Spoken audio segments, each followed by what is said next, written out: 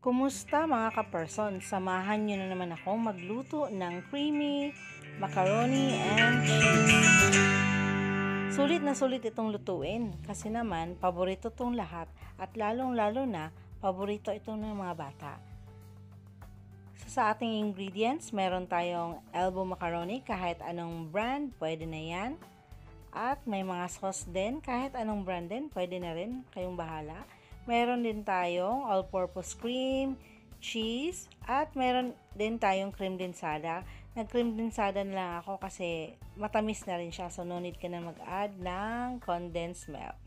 So nagpakulo na tayo ng tubig at pagka kumukulo na ito yan, lagay natin ang ating elbow macaroni.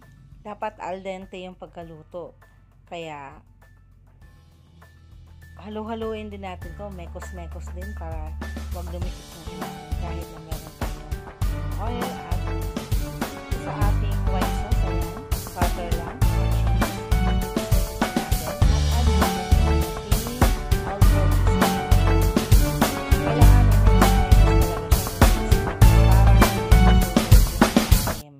at pag ganito na ang itsura ng ating white sauce, ayan, pwede na yan siya. Mekos-mekos pa rin yan. At voila! Ito na ang ating creamy mac and cheese. O, diba? Salamat sa panonood. Till the next video. Bye-bye!